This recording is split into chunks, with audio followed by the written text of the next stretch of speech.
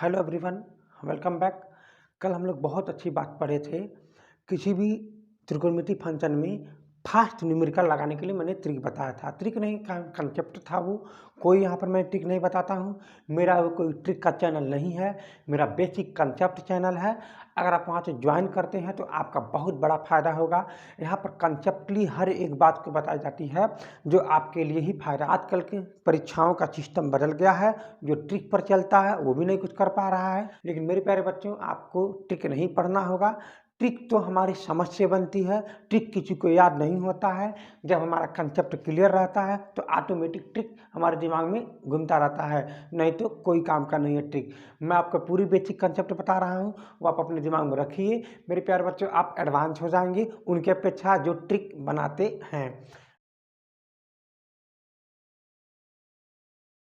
यहाँ पर 30 डिग्री का एंगल है और अगर यहाँ पर 5 है तो इन दोनों भुजाओं की लंबाई क्या होगी। मैंने आपको डायरेक्ट बताया था कि अगर ये 30 डिग्री है, 30 डिग्री के सामने वाले भुजा को 1 मानते हैं तो आपको निकालना होगा √3। तो इसका मतलब 5 √3 हो जाएगा। तो यानी ये आपका 60 डिग्री के सामने वाला क्या भुजा होगा जी, 5 √3। और मैं ये बताया था कि यदि अगर 1 इजकल टू 5 है तो 2 इजकल टू 10 हो जाएगा, यानी इसका मतलब इसकी लंबाई 10 हो जाएगी। मेरे प्यारे बच्चों, अगर कोई ऐसा त्रिभुज दिखे, यहाँ पर 30 एंगल रहे और यहाँ पर 5 रहे, तो यहाँ पर 5 √3 हो जाएगी और इसका यहाँ पर ये 10 हो जाएगा। अगर यहाँ पर 60 डिग्री है तो अगर यहाँ पर 60 डिग्री है और इसकी लंबाई 2 √3 है तो ध्यान में रखिएगा, इसकी जो लंबाई हो जाएगी 2 हो जाएगी और इसकी लंबाई जो हो जाएगी 4 हो जाएगी। मेरे प्यारे बच्चों, ऐसे कंसेप्ट में अगर यहाँ पर 30 है और यहाँ पर अगर 10 है तो इसकी लंबाई क्या होगी, इसकी लंबाई क्या होगी आपको ज्ञात करना है। तो 30 डिग्री के सामने वाले भुजा को 1 के वेरीफाई कराते हैं। इसका मतलब ये हो जाएगा आपका ये 10 √3 और यहाँ हो जाएगा 10 × 2 = 20। मेरे प्यारे बच्चों, मैं ये न्यूमेरिकल फास्ट स्पीड में इसलिए बता पा रहा हूँ, मैंने पिछले वीडियो में इसके बारे में समझाया हूँ। अगर आप जस्ट पिछली वाली वीडियो A to Z अगर आप मन से देखेंगे तो आपको ये ट्रिक समझ में आ जाएगी, ये ऐसा कैसे ये हो रहा है।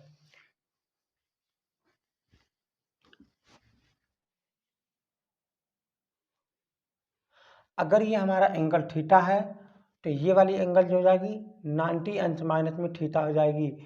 इसके अपेक्षा में अगर मैं बात करूं कि कुछ देर के लिए मैं इसका नाम दे देता हूं A, B और ये C। मेरे प्यारे बच्चों, अगर मैं साइन की बात करूं, साइन थीटा = क्या होता है, B/C। क्या बोल सकते हैं, B/C। अगर मैं बात करूं इस कंडीशन में, अगर हम इस त्रिभुज को घुमा करके ऐसे बना दें तो ये त्रिभुज आप ध्यान से देख रहे होंगे, ऐसे आ जाएगा। जो B हमारा नीचे आ गया और ये हमारा A जो है ऊपर आ गया और ये जो एंगल है यहाँ पर आ जाएगा, यानी 90 अंश माइनस में थीटा, और ये जो है B यहाँ पर आ जाएगी। तो उस कंडीशन में, और यहाँ पर जो ये C है यहाँ पर आ जाएगा B/C। उस कंडीशन में आप ध्यान से देखोगे कॉस में 90 अंश माइनस में थीटा है। तो मेरे प्यारे बच्चों, ये नंबर 1 और नंबर 2 है। अगर मैं बात करूं दोनों फिगर सेम है, ये दोनों फिगर सेम है और दोनों फिगर से मैंने BC का मान मैंने अलग अलग निकाला है। इसका मतलब अगर BC सेम है तो ये दोनों भी क्या हो जाएंगे, आपस में बराबर हो जाएंगे। इसीलिए मैं कह सकता हूं कि साइन में थीटा = हो सकता है कॉस में 90 अंश माइनस में थीटा।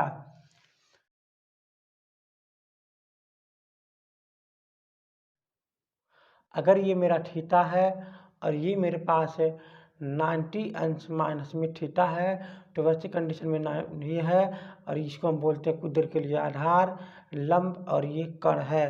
कुछ देर के लिए इस फिगर में मेरे प्यारे बच्चों, यहाँ से मैं निकालता हूँ साइन में थीटा = लंब बट्टे में कण, यानी L/में K।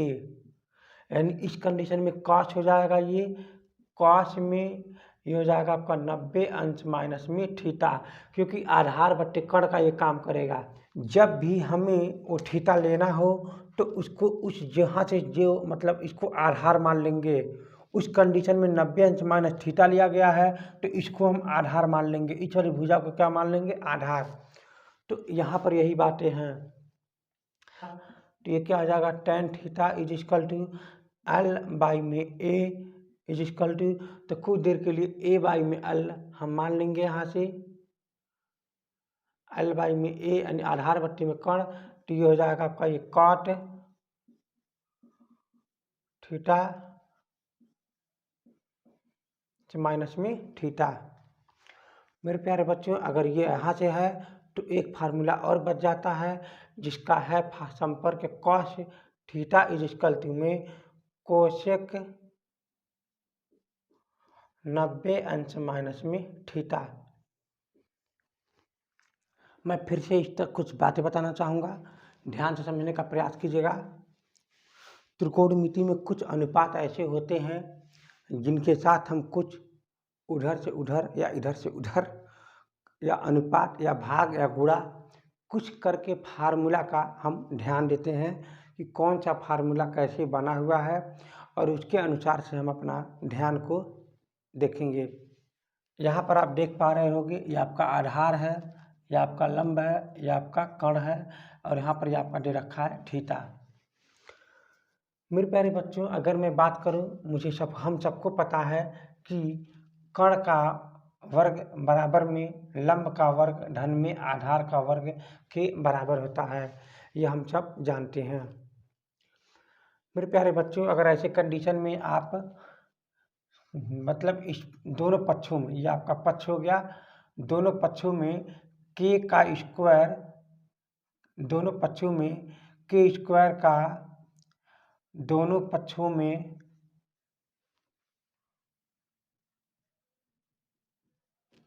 भाग देने पर, तो के का स्क्वायर का भाग देंगे यहाँ पर के स्क्वायर अपान में के square is equal to L square plus में ए स्क्वायर अपान में के स्क्वायर। ये के स्क्वायर इसका भी है, ये के स्क्वायर इसका भी है, के स्क्वायर अपान में के square is equal to L square upon में के स्क्वायर प्लस में ए स्क्वायर अपान में के स्क्वायर। मेरे प्यारे बच्चों, ये आप देखेंगे कैंसिल हो जाता है, 1 आ जाता है, 1 इज इक्वल टू में आप देख पा रहे होंगे यहाँ पर इसका जो मान है प्लस में ए अपान में के का होल स्क्वायर। मेरे प्यारे बच्चों, आप देख पा रहे होंगे लंब बट्टे में कण, लंब बट्टे में कण किसे कहते हैं, sine theta is equal to में लंब बट्टे में कण। ये क्या है, आधार बट्टे में कण किसका होता है, इसको हम कहते हैं cos theta is equal to में आधार बट्टे में कण। मेरे प्यारे बच्चों, आप इसका मान रख दीजिए यहाँ पर, तो 1 इज इक्वल टू हो जाएगा साइन स्क्वायर थीटा प्लस में कॉस स्क्वायर थीटा। मैं उम्मीद प्लस में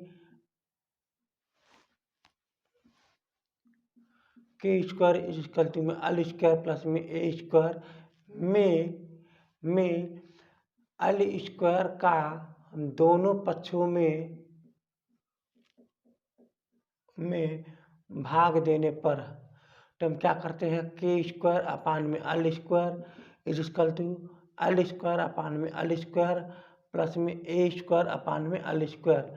मेरे प्यारे बच्चों, के अपान में एल का whole square is equal to 1 plus में ए अपान में एल का होल स्क्वायर। अब ध्यान से देखने का प्रयास करिएगा, कण कण बट्टे लंब, कण बट्टे लंब की क्या होता है, इसका उल्टा होता है, और इसका उल्टा में कौन होता है, कोसेक होता है। यह आपको सब कुछ बातें आपको याद करना होगा, कण बट्टे में लंब। अब ध्यान से समझिएगा, इसकी जगह पे आप क्या लिख सकते हैं, cosec square theta is equal to 1 plus में, यहाँ देखिए आधार बट्टे में लंब, ये आधार बट्टे में लंब किस में होता है, आपको याद होनी चाहिए, कॉट में होता है। किस में होता है, कॉट थीटा इक्वल टू में आधार बट्टे में लंब। तो मेरे प्यारे बच्चों, यहाँ पर क्या हो जाएगा, यहाँ पर ये कॉट स्क्वायर थीटा।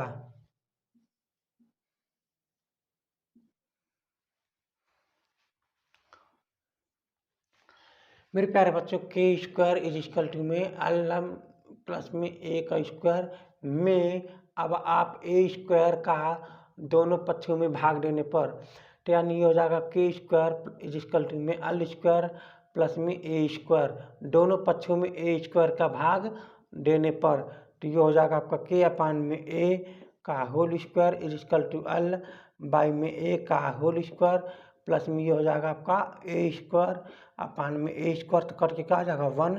अब देखिएगा आप कण बट्टे में आधार, कण बट्टे में आधार और आधार बट्टे में कण किसका था?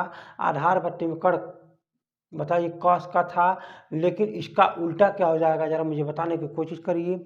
इसका उल्टा क्या हो जाएगा? सेक हो जाता है, यानी इसका मतलब क्या हो जाएगा यहाँ पर ये sec square theta is equal to यहाँ पर हो जाएगा 1 प्लस में क्या हो जाता है यहाँ पर ये टेन स्क्वायर थीटा,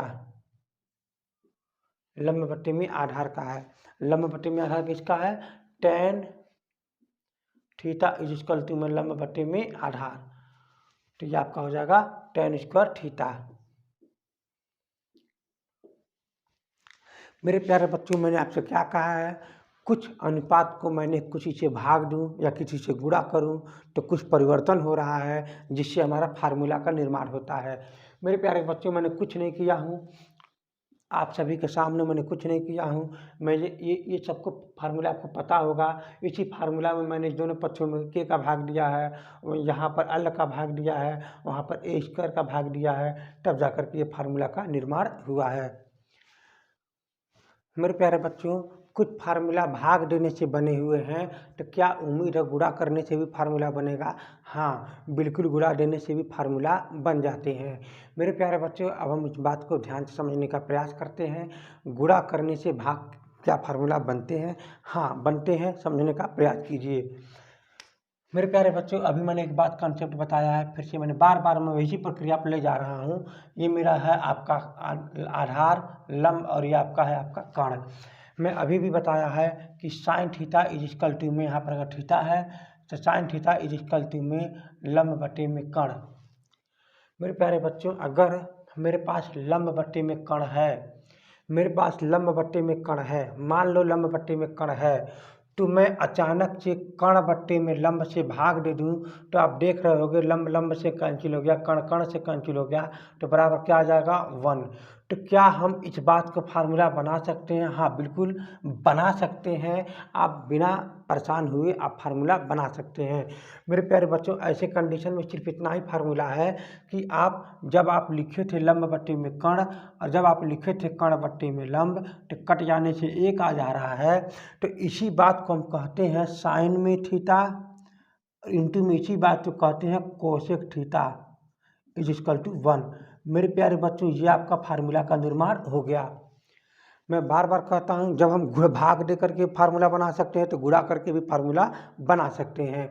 मैं फिर से कहता हूँ ये आपका है लंब बट्टे में आधार, मैं फिर से कह रहा हूँ लंब बट्टे में आधार इंटू में अगर मुझे काट करके एक लाना है तो किसी न कहीं की तरह ज़रूरत पड़ जाएगी आधार बट्टे में लंब इक्वल टू में 1 करने के लिए। तो आपको पता है कि लंब बट्टे में आधार किसे कहते हैं? टैन को कहते हैं, टैन थीटा इंटू में ये आपका हो जाएगा कॉट थीटा इक्वल टू में 1। मेरे प्यारे बच्चों ये आपका फार्मूला बन गया। मैं अगर बात करूं आधार बट्टे में कण यानी आधार बट्टे में कण, तो इसमें कण बट्टे में आधार से अगर मैं गुणा कर दूं तो क्या 1 आ जाएगा? हाँ बिल्कुल हो जाएगा। यानी इसका अपोजिट फार्मूला होता है आपका cos theta is equal into में इसका इंटू हो जाएगा आपका ये sec theta is equal to में 1। मेरे प्यारे बच्चों ये आपको फार्मूला समझ में आ गया होगा। मेरे प्यारे बच्चों एक फार्मूला आपको और मैं बता दूं, आप सभी को पता है कि आप सभी को पता है कि tan theta is equal to में लंब बट्टे में आधार होता है। तो अगर मैं आपको आगे बढ़ा दूं कि tan theta is equal to में मैं दोनों पक्षों में यहाँ पर ये लंब बट्टे में एक कण, लंब बट्टे में कण फिर बट्टे में, और यहाँ पर लिख सकता हूँ हम कि आधार बट्टे में कण अर्थात अंश और हर में, अंश एंड हर में कण से भाग देने पर तो मेरे प्यारे बच्चों ये आपका हो जाएगा tan theta is equal to ये आपका बन जाएगा सीधे सीधे में साइन थीटा और ये आपका बन जाएगा कॉस थीटा। मेरे प्यारे बच्चों, यानी आपका फार्मूला तय हो गया। ये आपका फार्मूला बन जाएगा tan theta is equal to sine theta upon में कॉस थीटा। उसी प्रकार ठीक उल्टा भी हो जाता है, cot theta is equal to में कॉस थीटा अपान में साइन थीटा। मेरे प्यारे बच्चों, अब आपको इतनी फार्मूलाएं समझ में आ रही होंगी। और क्या इन सभी से न्यूमेरिकल भी बनता है? हाँ, बिल्कुल भी न्यूमेरिकल बनते हैं। मेरे प्यारे बच्चों, अगर आपसे कोई डायरेक्ट कोई न्यूमेरिकल पूछ रहे हैं यहाँ पर कि साइन में 80 डिग्री इंटू में कौशक में 80 डिग्री का मान क्या होगा, तो आप डायरेक्ट आंसर क्या दे लेंगे? 1 होगा। ये आपका बहुविकल्पी में आ जाते हैं अक्सर। यहाँ पर कोशेक है, कॉस नहीं है, कोशेक है, 1 हो जाएगा। मेरे प्यारे बच्चों, मैं बात करूं, मैं बार बार एक ही बात कहता हूं, ऐसा एंगल यहाँ पर लिया जाए जो एंगल यहाँ पर भी रहे उनका मान क्या हो जाएगा? 1 हो जाएगा। ऐसा एंगल यहाँ पर लिया जाए जो एंगल वहीं पर रहे, इसका मान क्या हो जाएगा? 1 हो जाएगा। अगर मैं बात करूं यहाँ पर कि tan में 25 डिग्री इंटू में कॉट में 25 डिग्री का मान 1 हो जाएगा। डायरेक्ट आंसर इनका निकल जाएगा। मेरे प्यारे बच्चों, अगर मैं इन सभी को एक साथ में लिख दूं, तो आप भी हैरान हो जाएंगे। मेरे प्यारे बच्चों, इसका सिर्फ इतना ही कंसेप्ट है कि हम आते हैं अब अगले टॉपिक फार्मूलाओं पर। मैं इसका फार्मूला का मैं यूज करता हूँ, मैं इसी फार्मूलाओं का मैं यूज करता हूँ और मैं देखता हूँ कि क्या कहाँ से कहाँ फार्मूला का सवाल बन रहे हैं।